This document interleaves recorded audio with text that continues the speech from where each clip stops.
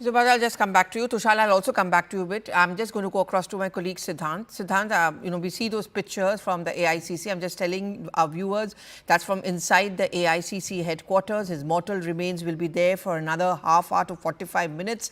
And then, of course, he's going to make the final journey to Nigambod Ghat, where Siddhant is standing. Siddhant, I really want to talk about the foreign policy. I was just asking this to Mr. Upadhyay.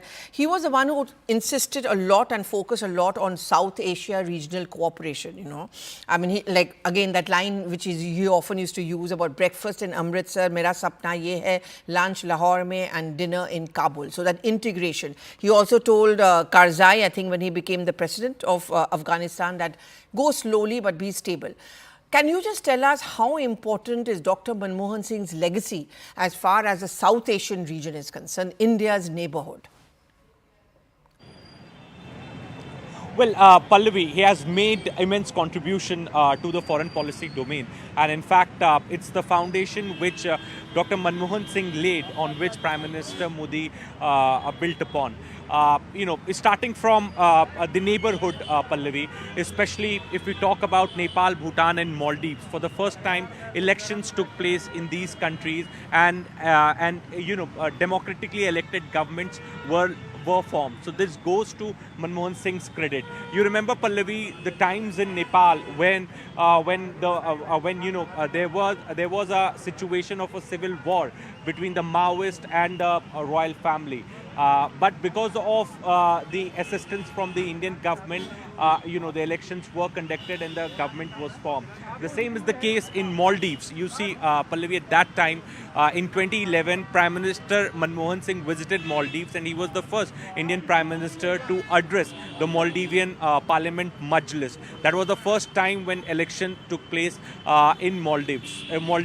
And this is a reason that, the kind of, the way we have been seeing the condolences pouring in from these neighboring countries. Yes, he was criticized after 26/11 attacks, especially for not using force against Pakistan, or perhaps opting for the route of dialogue and diplomacy to build pressure on Pakistan.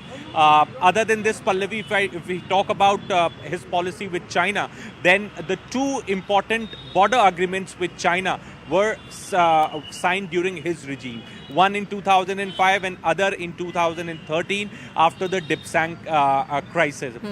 During his time only, Pallavi, Indian government, Ministry of External Affairs stopped retreating one China policy. That was perhaps a big foreign policy decision during his tenure, because China went aggressive for this as far as the state of Arunachal Pradesh is concerned. China started issuing stapled visa. So to answer that, India decided in his tenure not to retreat one China policy.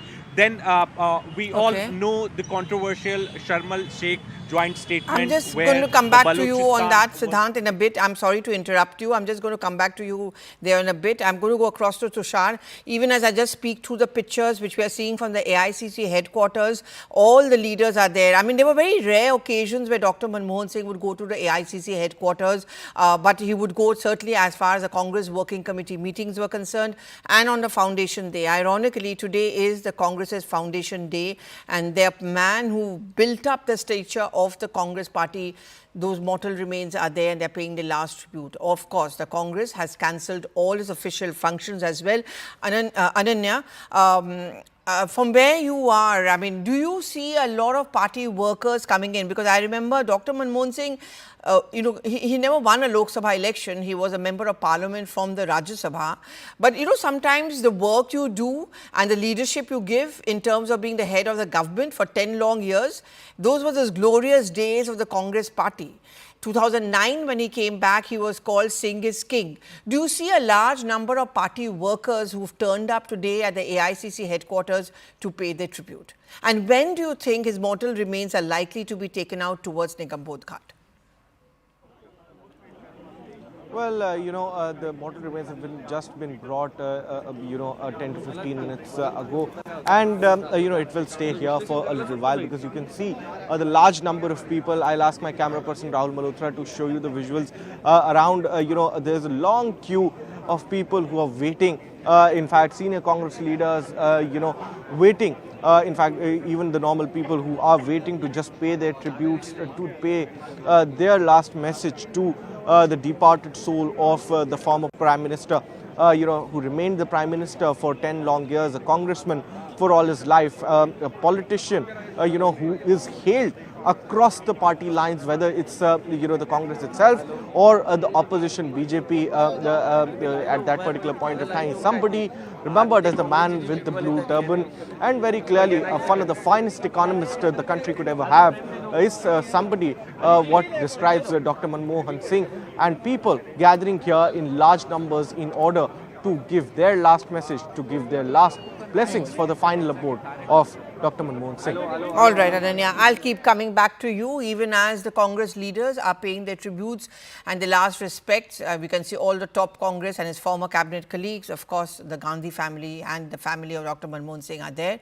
This is going to be a top focus as we are going to be tracking the journey, the last journey of the 14th Prime Minister of India. We are going to be back after a short break.